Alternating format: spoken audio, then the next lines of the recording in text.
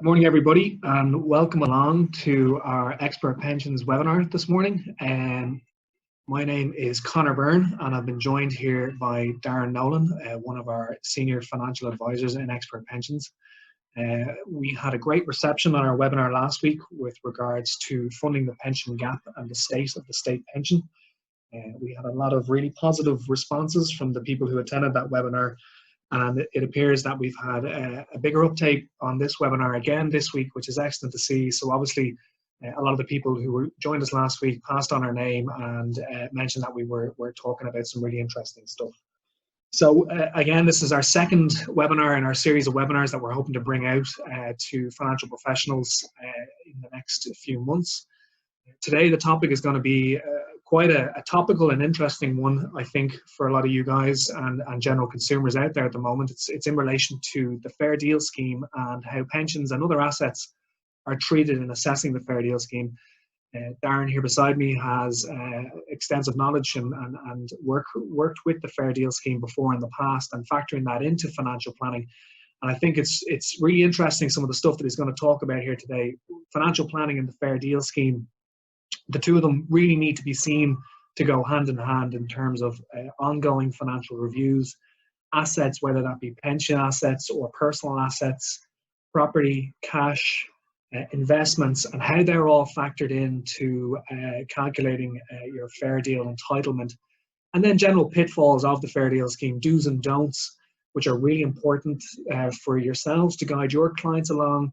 And to get some in-depth expert knowledge on how financial instruments, pensions in particular, all factor into the overall fair deal calculation. So we'll kick on, but a quick overview in terms of expert pensions.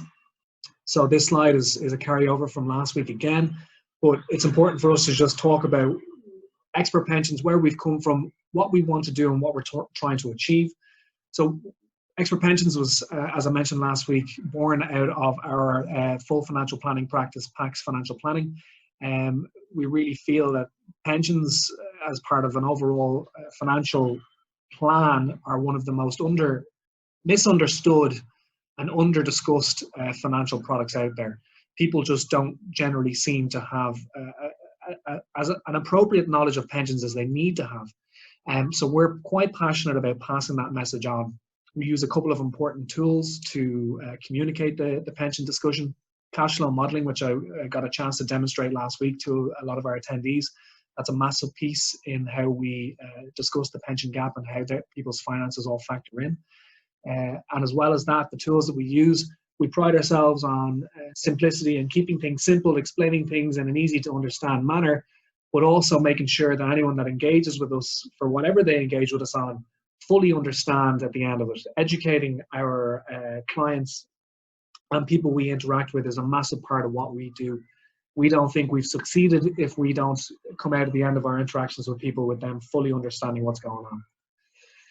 So I suppose today, and I'm going to pass over to Darren now on the next slide, but there's a couple of key learning points that we want to cover when we're talking about the Fair Deal Scheme. Understanding how cash and non-cash assets are treated when the assessment of the Fair Deal Scheme.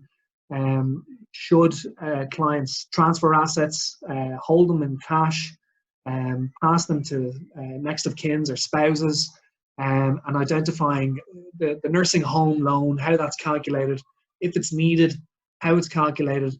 There's a huge amount of content here, but I think Darren is going to go and get stuck into it now, but ultimately, try and keep it as simple and understand as possible. But the call to action here at the end is that, and I'll mention this at the end, that you should really look at engaging with ourselves as part of our Fair Deal consultancy service to see how we can add value to your clients when discussing this. So I'm going to pass it on to Darren now. Darren. Thanks, Conor. Yeah, guys, just obviously to reiterate what Conor was explaining about the Fair Deal Scheme. Obviously, my background, I do have an extensive knowledge in this space, dealing with a lot of clients, dealing with a lot of professionals.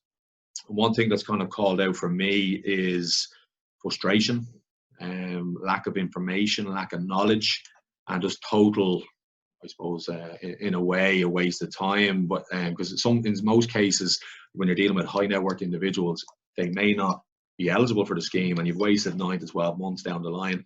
So I suppose what we're trying to get out today, without we're going into a lot of detail, especially around the financial assessment, is knowing from the outset, before you go on that journey, to understand if your client is actually appropriate for the scheme on a financial basis. Obviously, there is care needs assessments that need to be carried out as well, and they go hand in hand. You can't pass one without the other. So let's kick off, I suppose. So just kind of summary what the scheme is. It's a scheme that provides financial assistance towards the cost of long-term nursing home care for either an individual or for an individual part of a couple, or a couple that need the long-term assistance within the nursing home. The approval for the scheme and a fair deal is required before you do receive funding. So it's so important that the application is completed in full detail. It is submitted on time, and preferably before you actually enter into the nursing home itself. You do have the option to pay privately for the funding while you do wait, but again, it's just to make sure that the format of the process is in place, i.e. application before you start paying privately, because it will be backdated. If you go the other way around, you won't be backdated, and that's kind of where you lose out. Now, albeit you will, any private funding is subject to tax relief. So whether it's the 20% lower rate of tax or the marginal at 40%. Just key points around, obviously, before you start moving in and identifying what the nursing home care requirements are. It's so important to do your research. It's like anything, especially in the financial space. Research is key to make sure that there's no, I suppose, nasty surprises that may pop up down the line.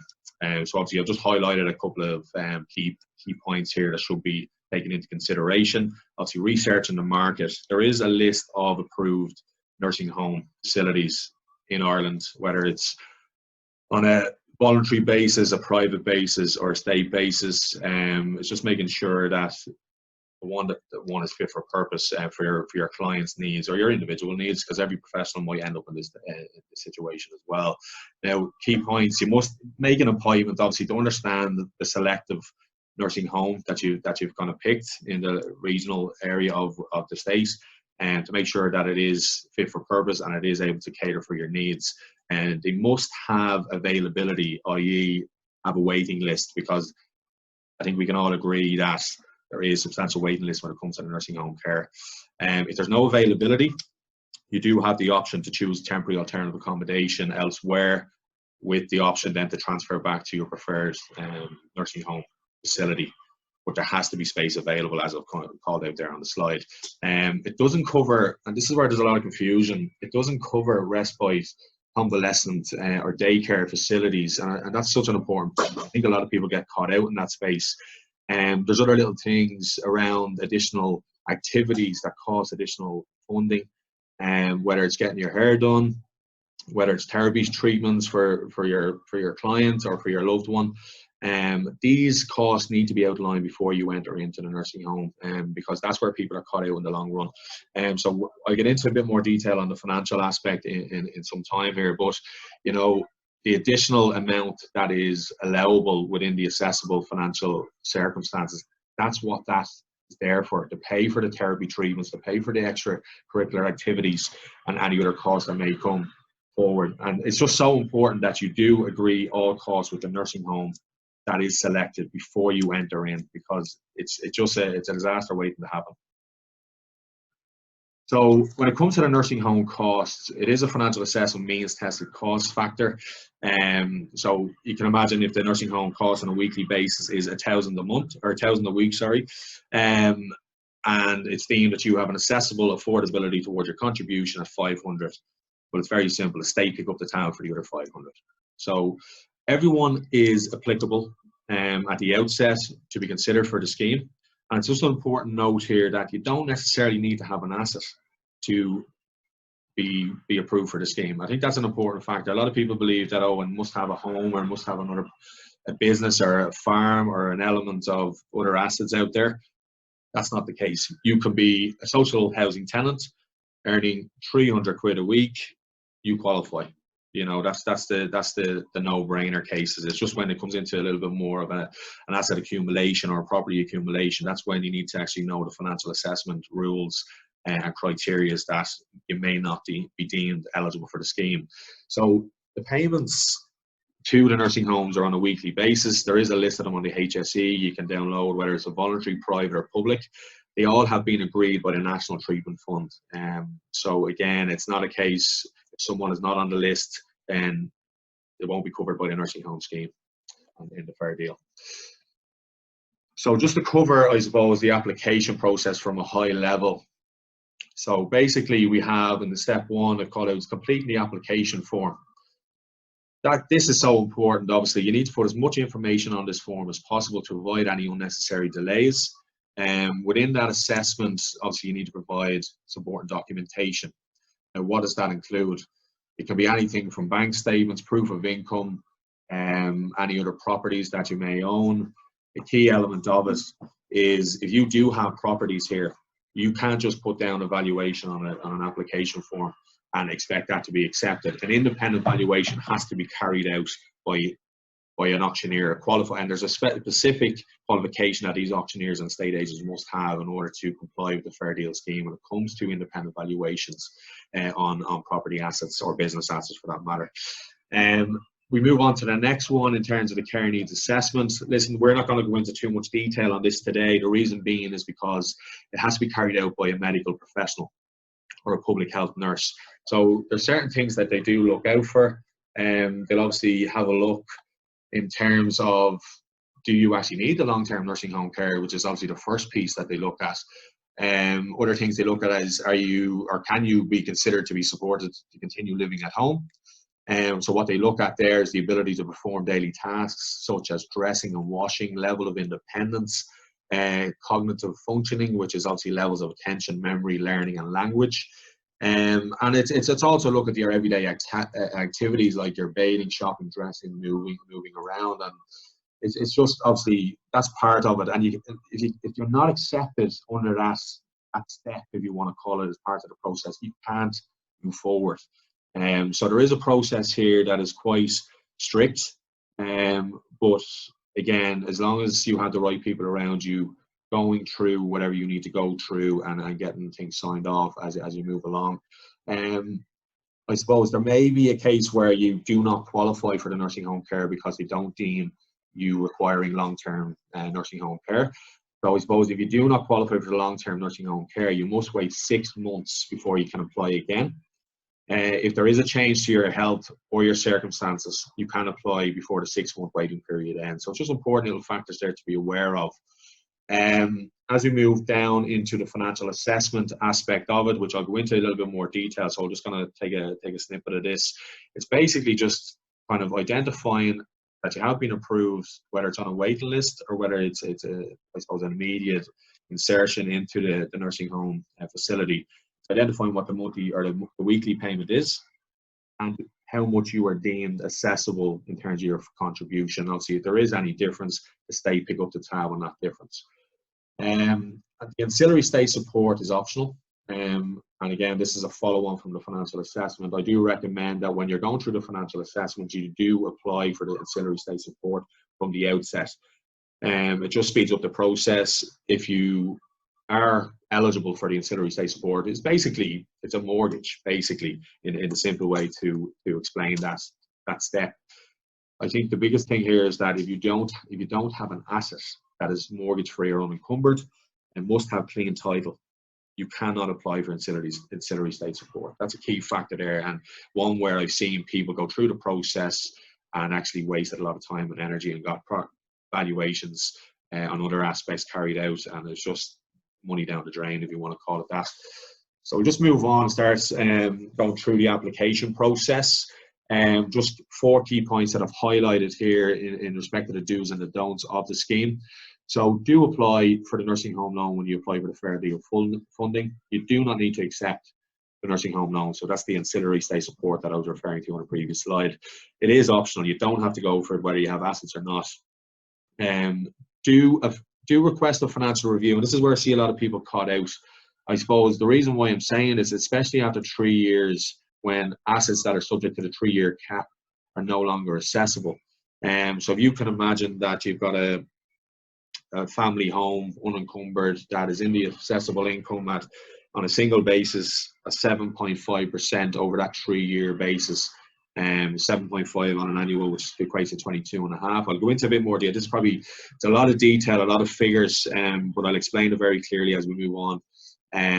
So if you can imagine, after the 3 years, it's a lot of assessable income that's taken into the contribution of your client, and that will be eliminated after the 3 years are up. Don't sell any assets which are subject to the 3-year cap. At any stage, as monies received become assessable. So if you can imagine, just because they're subject to the 3-year cap, if you cash that in year 5, then the cash element comes in under the cash assets, and therefore is assessable at 7.5% on an annual basis. So it makes no financial sense to do so. And here's another key point as well, and a lot of, I suppose, it comes down to lack of knowledge. So don't transfer assets within the 5 year of applying for the scheme unless you receive remuneration for the transfer. What I mean around this is, if you can imagine you have an asset worth 500,000 and you gift it to 2 of your children. Obviously, there's no inheritance tax due, which is one part of the process. However, if that was transferred in the last 3 to 4 years, it's still within the 5 year clawback, or the look back is what the scheme calls it. That value amount of 500,000 is brought back into the assessable income, albeit you haven't received remuneration for that asset. So you can imagine 500,000 of an asset, and if you are part of a couple, that is equivalent to €360 a week that you are deemed to be able to afford. However, you don't have the funds to do so. So it's just important little information around that. And we'll start moving on, guys. Just a kind of a summary here as to what the financial assessment entails. So you calculate how much you will pay as the applicant for the cost of the nursing home care. And obviously the amount depends on your income, assets, obviously minus any allowable deductions.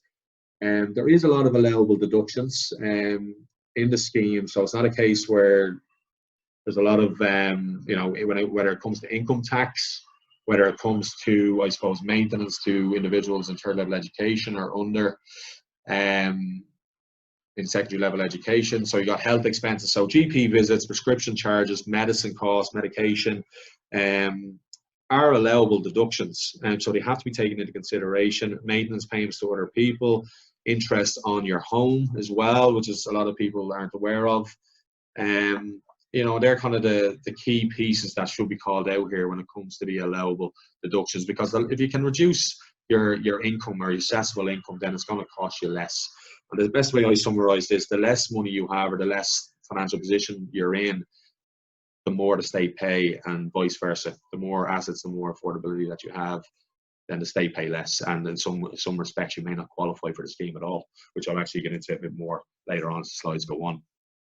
So in terms of the income, what is assessable? It includes your partner's income, whether you're married or not.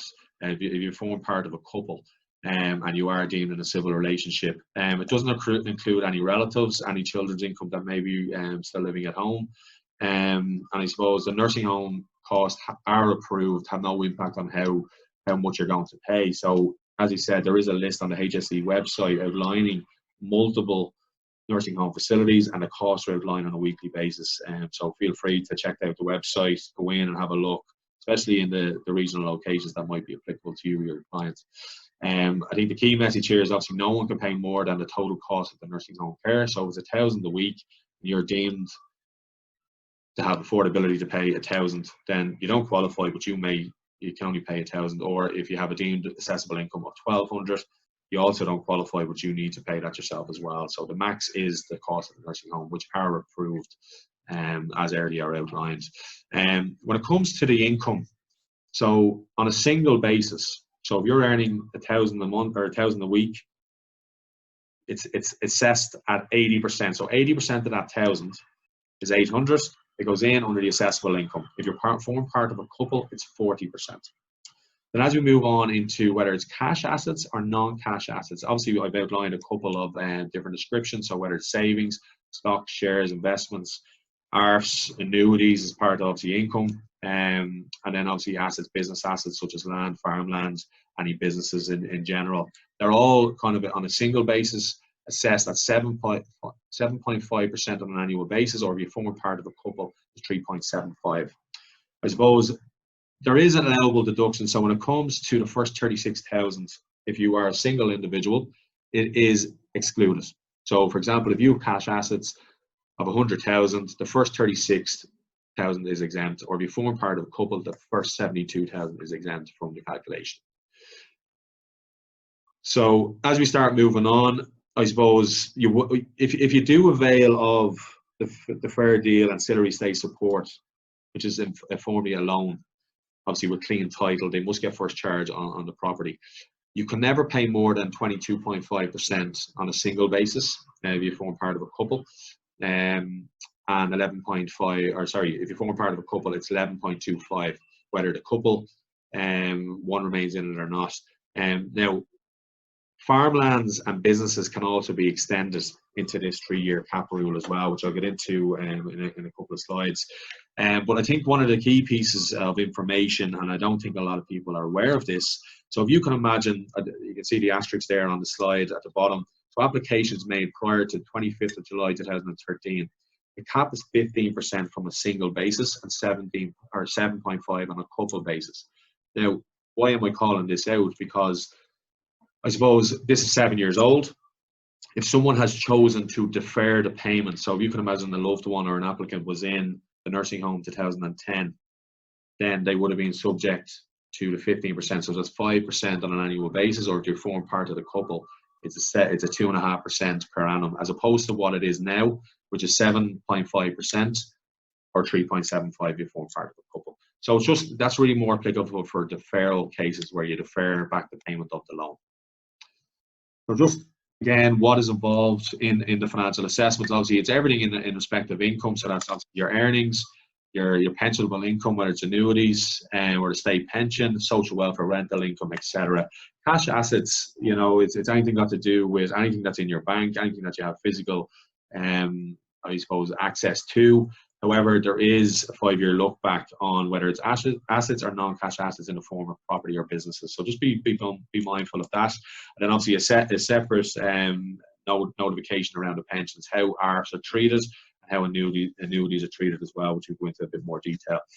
So just an extension of the 3-year cap.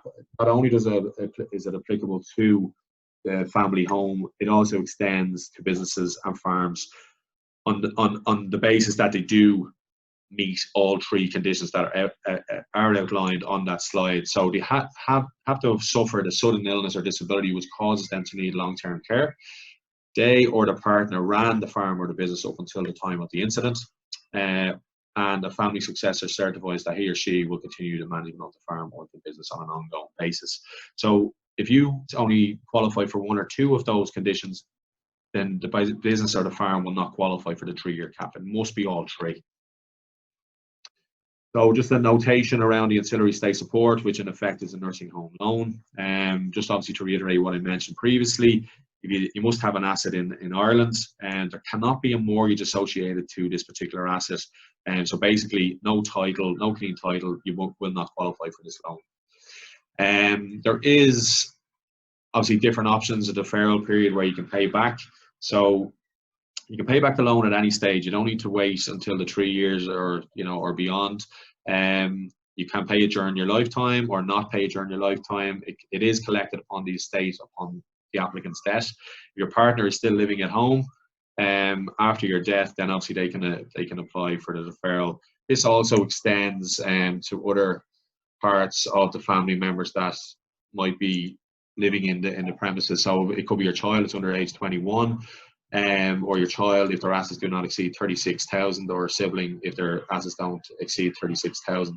There's a few more different descriptions around that space which you can found on the HSE. There's a long list. I'm not going to get into detail.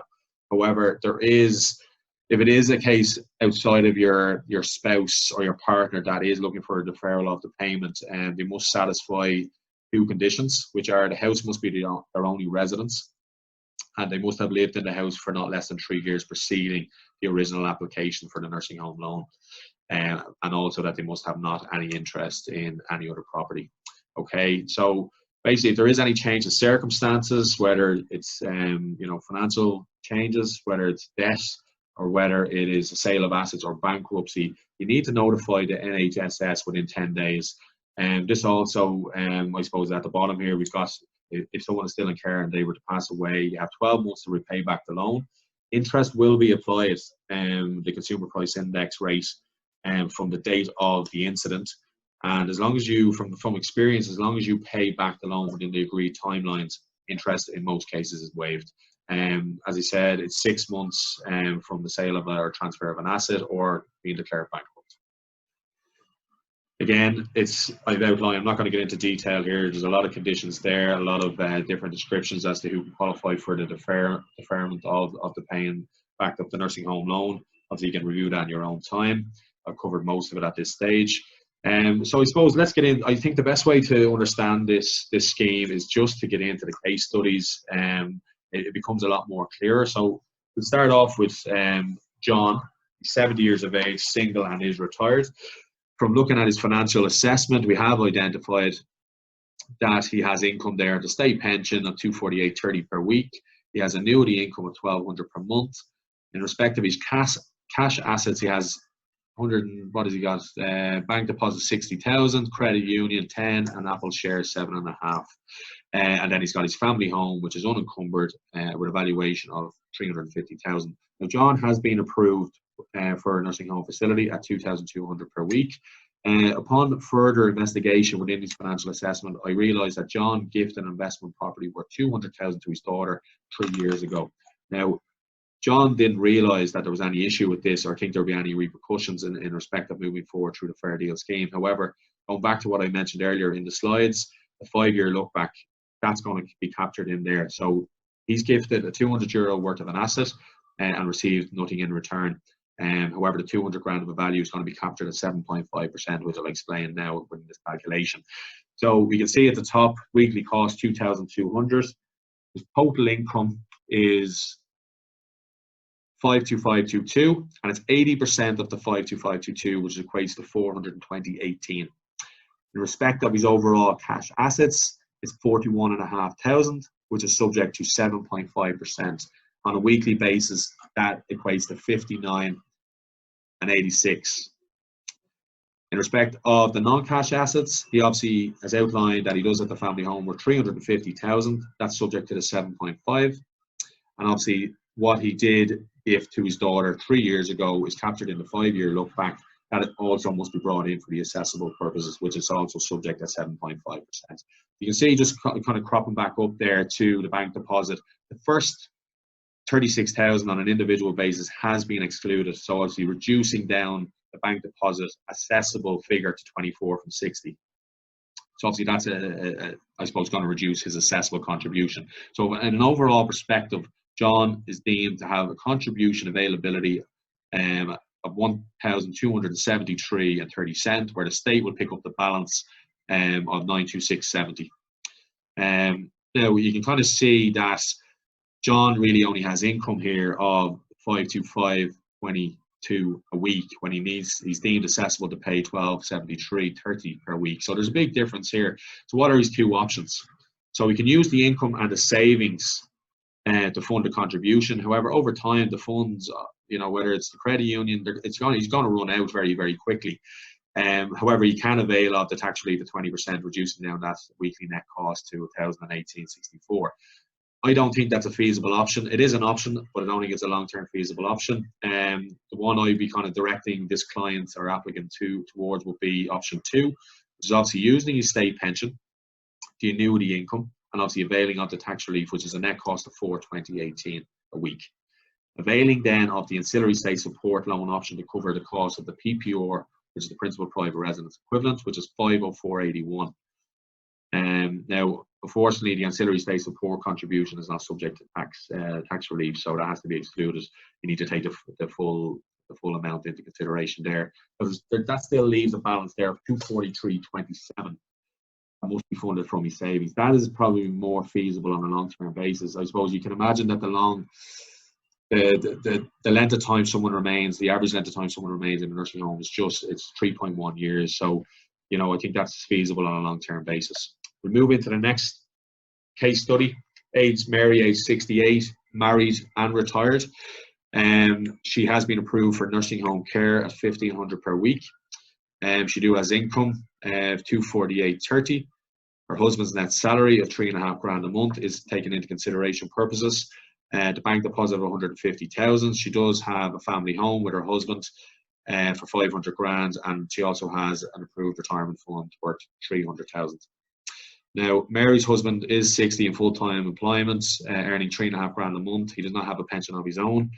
Mary availed of a split mortgage debt restructure in 2008 when she was experiencing financial difficulty. So this mortgage has a 50 grand balance outstanding, and they're repaying back 1,500 a month. So let's get into the calculation of how this will pan out. So again, at the top, it's 1,500 a week. That has been approved by the nursing home care. You have her income there of $1,055.99, inclusive of the husband's salary on a weekly basis. Because they form part of a couple, this is reduced to 40% as opposed to the 80% on an individual basis. And then that equates to 42,240 on a weekly basis on the assessable purposes. So they have a bank deposit of 150,000 because they form part of a couple. The first 72 eggs excluded, reducing that figure down to 78, which is subject to 3.75 on an annual basis, broken down onto a weekly basis of 56.25. In respect of the non-cash assets, which is in the form of a family home, so 500 less than mortgage of 50,000 brings it down to 450, which form part of a couple scenario is 3.75 on a weekly basis, equates to 64904. Mary does have the value of an approved retirement fund. This is subject to the 3.7 because obviously she forms part of a couple. If she was on an individual basis, this will be 7.5%. So on an overall perspective, Mary is deemed to have an accessible contribution availability of 1,560 and 38 cents, which supersedes the nursing home care. So this is very, very simple in my eyes. She doesn't qualify for the scheme, and therefore must fund the nursing home cost of 1,500 per week from her own resources. However, the bright side of this is that she can claim back 40% tax relief on the fees, reducing the overall cost to 900 per week. Now, Mary will have little option here. I can see that she'll have to start dipping into the bank deposit as well as her ARF value to cover the costs. And then the case study 3 is just it kind of gives you a bit of an insight into business owners. And it's our final case study of today. So we have Louise here, 72 years of age, married, and is a business owner of a cafe. She has been approved for nursing home care at €2,000 per week. She does have her husband, who is fully dependent on her. However, Louise has suffered a sudden illness which caused her to need long-term care. She ran the business up until the incident occurred, and her husband has certified that he will continue the management of the business. So it goes back to those 3 conditions that she does satisfy. If she didn't qualify, or she didn't satisfy these 3 conditions, she wouldn't qualify for the 3-year cap on the business. So we have identified that her income is a state pension. Obviously, there is a 1 adult dependent here as well, which is obviously the increased figure there to 470.80 per week. And then the income from the business on a net basis is 1,800 per month. The cash assets on offer here are a bank deposit of 90,000 and a Revolut account of 15,000. In terms of the non-cash assets, they do have their family home, which is worth 250,000, and Louise's business is valued at 150,000. So we get into the calculation. At the top, we can see that the weekly cost for the nursing home is 2,000 per week. The overall income that is deemed accessible here is 127,849, multiplied by obviously the 40%, given that they are on a joint couple basis, which equates to 511.40 per week.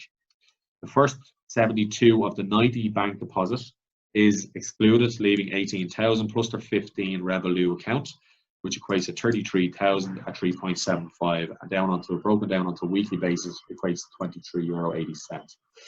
Then we have the family home, 250, again on a couple basis, 3.75 equates to the 360.58 on a weekly basis. And then the value of Louise's business is 150,000, 3.75 on a weekly basis equates to 216.35. So when you actually calculate that all up, you can clearly identify that Louise has an affordability based on, she mightn't have the affordability on or physically, but on paper, as part of this accessible income, you can see that the contribution she will need to fund is 1,112, whereas the state need to cover the balance there of 887. Now, when you come to this scenario, and this is where the beauty of carrying out financial assessments is so important. So the PPR will no longer be accessible from 2023 because obviously the 3 years will have lapsed. This will be a saving of 360.58 a week.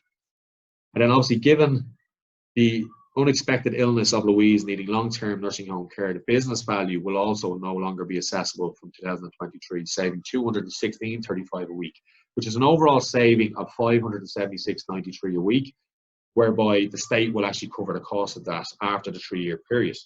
So in this example, assuming all values remain the same, Louise's contribution level from 2023 will reduce from 1112 down to 535.19 per week, whereas the state's contribution will increase from 887.88 up to 1464 per week. So you can imagine this is the importance of reviewing, if not every 12 months, but certainly when there's assets involved that are subject to the 3-year rule, you do review at that stage. There's 2 options here that I've outlined how Louise can obviously fund the contribution on a weekly basis. She can use the income and the savings to fund the contribution or avail of the tax relief, or she can avail of the ancillary state support loan option to cover the cost of the PPO and the business equivalents. And I've broken down the figures there on a weekly basis, leaving a contribution there of $535.19, as I said, after that period of time. So I'm just going to pass you back to Conor, who obviously will just wrap up matters on today's seminar. Yeah, great, Darren. Thanks a million. So, look, there was a lot of really interesting info there in those 3 case study examples. Obviously, Darren predicated that with some key statistics and figures around the Fair Deal scheme. But I suppose the point we're trying to get across here is that, you know, despite it being quite a technical item for a lot of consumers of financial products and finances and professional financial services to digest themselves, through services like expert pensions and obviously your professional companies yourselves in accountancy, there are resources available for them to be able to properly understand and decipher it all and to get good advice in terms of what they can do. There's a couple of things we want you guys, the attendees, to take from the presentation today. Obviously, as I said last week, expert pensions, who we are, the messages we're trying to communicate. Obviously, the name suggests that we are leading with the pensions tagline, but it kind of covers all aspects of financial planning and fits into different aspects of what people are trying to do with their lives and their finances, including the Fair Deal scheme. I suppose a massive point that we want to get across today with Fair Deal in mind is the importance of ongoing financial planning. Like, people and consumers need to start planning with Fair Deal in mind, maybe 15, 10, 7 years out from when they plan on executing these sorts of things. Of course, life has more imagination than we do, and you know, the best laid plans can always be scuppered by changes in circumstances. But taking relatively simple but effective steps now to improve your finances and have your assets, including pensions, positioned in a way that means you can effectively use them when you get to the Fair Deal space is a massive thing that we want to try and communicate to people. And then the last key point that we want everyone to take from today is ARFs and annuities. Obviously, they're the 2 main types of post-retirement pensions out there, and how they're treated in the financial assessment for the Fair Deal, and the importance of the management and getting these assets to a position where they can be used in the Fair Deal assessment when that comes around. That's going to lead me into concluding today's webinar, guys. So we're going to be coming back to you in April with our next webinar. We're hoping to have another very topical point to discuss with you at that point. Please contact us to understand more about how we can help you and your clients with assessing their feasibility for the Fair Deal scheme. We'd be more than happy to engage with you guys. The contact details are going to be on the next slide here about how you can do that. If you have any clients that you think can benefit from a conversation with expert pensions now at this point, with regards to their pre-retirement pensions and leading them up to the point where they're going to draw them down, you may remember from last week the cash calc examples that I gave. We have some really excellent technology and software solutions, which means we can clearly explain visually how assets and pensions can all be managed in the lead up to retirement, and understanding them, because as I said, it's a crime in Ireland that there's so many people out there that are either afraid of or don't understand the pension landscape, and that leads very much into things like Fair Deal. And these are hugely important aspects of Irish life that we feel that consumers need to understand more. So we're passionate about that and getting that message out there. And of course, as I mentioned last week, please get in touch with us if you're interested in learning more about our referral program and officiating that and bringing it into a more formal context. So you can contact me, Conor Byrne, at conor@expertpensions.ie. There's a huge amount of information on our website, expertpensions.ie as well. I'd encourage you all to go along and to visit that and understand what info is there. As I mentioned last week as well, please find out from your own professional bodies if you can utilize the webinar here today towards your annual CPD content. And of course, as always, please pass on our name. We're trying to get out there. We've had a great uptake from our first webinar into our second webinar, but we'd love to see that grow month on month as we come out with new topics. So thanks a million, guys. Have a good day. Cheers.